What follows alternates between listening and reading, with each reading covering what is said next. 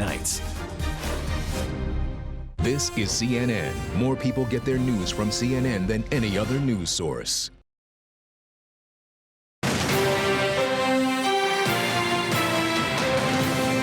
It doesn't stop. Another holiday marred by tragedy. President Joe Biden vows to do more to stop gun violence. I'm going to try to get rid of assault weapons. Is there any chance for that? And would it stop most gun violence? Democratic Senator Chris Murphy joins me next. And Table for Three, former President Trump sits down for dinner with rapper Ye and a prominent white supremacist at his home and private club, Mar-a-Lago. How is his party responding? Arkansas governor and potential 2024 GOP candidate Asa Hutchinson is ahead. Plus, deep dive as the January 6th committee prepares to release its report, questions arise about what will be included. Please remember what's at stake. What will the months-long investigation reveal? Democratic committee member Adam Schiff will be here.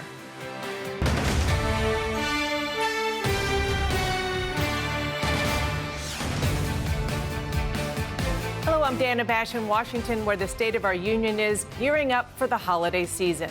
President Biden returns from his Thanksgiving break in Nantucket today as he and his party look ahead to an ambitious end to the year. They still have unified control of the House, Senate, and White House for the next several weeks until a new class of Republicans takes control of the House on January 3rd. And Democrats have a long to-do list for December. A Senate runoff in Georgia that could give them a little breathing room over the next 2 years, as well as proposals to raise the debt ceiling, fund the government, pass election reforms, and codify marriage equality. It's not yet clear how much of that lawmakers will actually get done. And just this week, President Biden added another item to the Democratic wish list after deadly mass shootings in Colorado and Virginia. The idea we still allow semi-automatic weapons to be purchased is sick. It's just sick. It has no social redeeming value. Zero, none. Not a single solitary rationale for it except profit for the gun manufacturer. Can you do anything about gun laws during a lame duck? Most people, you've been working on this for a long time. Is there any path to getting that done? Well, first, let me say the president's been heroic in standing up for victims of gun violence. We passed the first gun safety measure in 30 years this summer. It's going to save thousands of lives, and that wouldn't have happened if Joe Biden hadn't led. He gave a primetime address. I'm sure some of his advisors told him that was not going to ultimately get the result he wanted, but he stood up and spoke his mind, as he did this weekend. Now, you listed the very long agenda we have from here to the end of the year. That is the piece of legislation that has passed the House that is sitting in front of the Senate. And President Biden is right. If we passed an assault weapons ban, we would see less mass shootings in this country. Yes, there are already tens of thousands of assault weapons on the street. Nobody's talking about taking those weapons away from individuals. We're just talking about stopping new sales. But if you look at some of the most high-profile mass shootings in the last couple of years, many of those mass shooters bought the weapon just days before carrying out the crime. And so if those weapons were no longer commercially available, only in possession of those who had bought them previously, I think a lot of mass shootings would have been prevented. That is true when you look at most mass shootings. What we saw at the Virginia Walmart shooting, the suspect used a legally purchased handgun. Mm-hmm. A so-called assault weapons ban wouldn't have applied there. If you it expanded background checks, incentivized states to implement red flag laws. Virginia and Colorado, where these mass shootings took place over the last 10 days or so, they already have red flag laws in place, and they did not prevent those mass shootings. I think it's important to know that the bill that we passed is being implemented as we speak, but it takes a little while. I'll talk to my colleagues about what our approach should be to this problem, but 60% of counties in this country are refusing to implement the nation's gun laws. We've got to do something about that.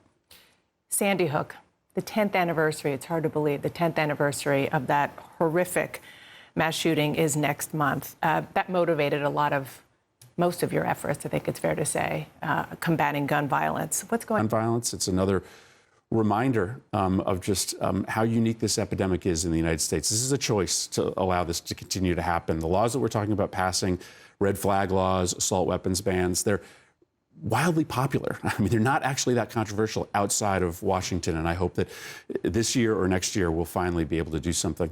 I want to ask you a couple of questions on the world stage. Put your hat. Political freedom, its protection for workers, but it is also a country that has helped us save the lives of tens of thousands of Afghanis, right? Qatar is the country where all of the interpreters and personnel that supported the U.S. military in Afghanistan go while they are awaiting processing to come to the United States. Nobody else was willing to step up and do that except for Qatar. So I think we have to just be clear about... Did you use your time to talk privately with leaders there about human rights abuses? Sure. In fact, we met... China, there's remarkable images that we're seeing and events in China. People on the streets are protesting President Xi Jinping. They are saying that he should step down. Do you think that there is a real threat to his leadership? I don't know yet. These repressive regimes in Iran and in crushing this revolt and rebellion that he's seeing. But let's see. The zero COVID policy has been a disaster, both economically and politically inside China. It's not surprising that he has people out on the streets, but these dictators, unfortunately, have pretty sophisticated means of remaining in power. Yeah, they should. Get that resilience and you get that genetic diversity by having mixing. You know, you have mixing of jaguars from the northern part of Belize with jaguars of the southern part of Belize. And that means that wildlife need to find their way through that tiny sliver of forest.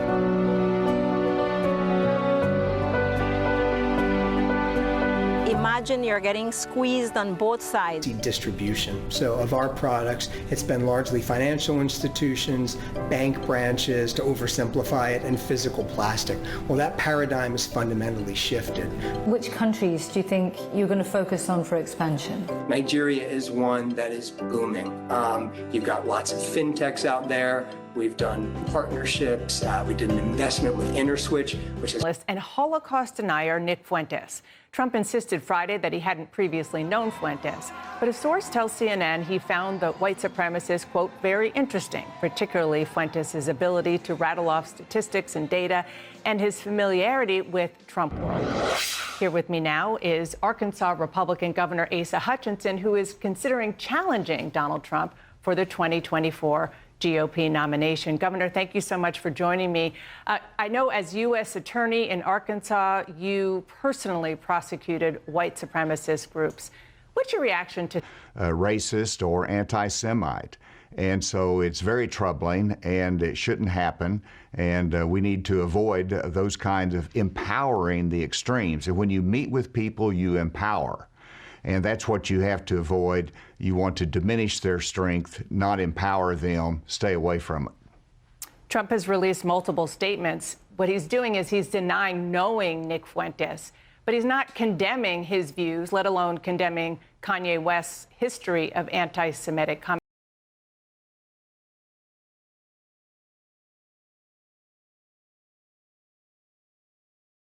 Things like that happen. This was not an accidental meeting. It was a set-up dinner with Kanye. And so this happened, but you certainly have every occasion that the question of white supremacy or neo-Nazism or denying the Holocaust comes up, you've got to be absolutely clear in your communication that this... And you are very seriously looking at running for president in 2024. You're going to give a speech this week at the Reagan Library, and I want to show our viewers an excerpt of what you plan to say about why Republicans didn't do as well as they had hoped in the midterms. Here's a quote from the speech you'll give. Historically, Republicans do not attack America's democracy. Republicans do not denigrate our political system. Republicans do not undermine confidence in America, and Republicans do not attack those institutions that are fundamental. That did what I just recited. They didn't stick with Republican principles. They got into election denying and undermining the democracy, and they were held accountable for that. That's okay. But we did have an election in which Republican principles were not disavowed. Republican principles didn't lose. In fact, they were embraced. It's just that individual candidates that strayed from those. And so the Republican Party is in a good position coming out of the midterm elections. Chris Christie, Nikki Haley. What's your reaction to seeing them now criticizing Trump, trying to position themselves as Trump alternatives? I just want to say that you have positioned yourself like that pretty much from the start, coming on the show many times. Well, I think it is the right thing to do, and it is, to me, predictable urban voters and independents. And so everyone has recognized that. Now, so I applaud the Vice President Pence, the others that you mentioned, Chris Christie, that's been very outspoken. We need more of those voices, not fewer. And I expect those voices to increase. And it shouldn't be in a harsh tone. It should be in a voice of reality, that this is exactly where we are as a party and where we need to go to reach out to those independents and expand the base of the party and move beyond the Trump era. Is to be the best. But my senior year, I was forced to compete against a biological male. That's unfair and wrong. A man won the swimming title that belonged to a woman, and Senator Warnock voted to let it happen. Are you comfortable with what Walker is doing there? Well, I am. I signed a law in Arkansas that prohibited biological males from competing with women in women's sports. To me, it's about the tone and about the broader arena. We also passed a hate law in Arkansas. We shouldn't be targeting. The substantive issue is one that's on the hearts and minds of people, and you've got to be able to talk about it, state your position on it, and you've got to recognize that these sensitive issues have to be dealt with by parents, by school officials, by employers as well. And what happened in the nightclub is a human tragedy, and we all have to be able to express ourselves with compassion. Expelled from the committee he's now running, Congressman Adam Schiff on the GOP takeover and the January 6th committee report. Next.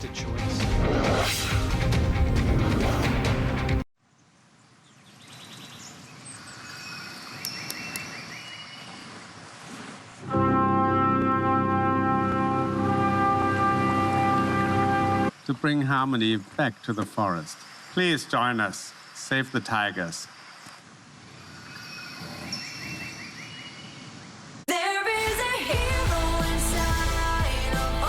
They became CNN Heroes of the Year. Who will be next? Find out December 12th. CNN Heroes, an all-star tribute hosted by Anderson Cooper and Kelly Ripa. Afghan women are afraid that this is the beginning of your efforts to erase them from the workspace. It's not clear. Even if we appear with the burqa, maybe they will say that women's voices are forbidden.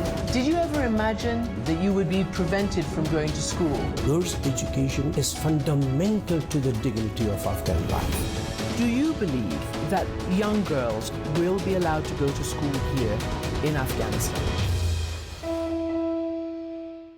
Team up with CNN for the World Cup 2022. Live from Qatar, Becky Ann.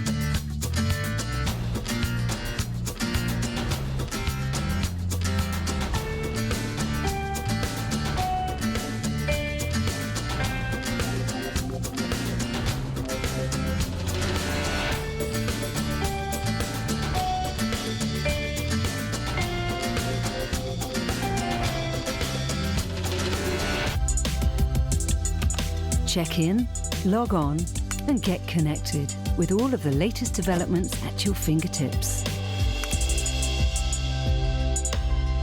CNN Partner Hotels. Connected to your world.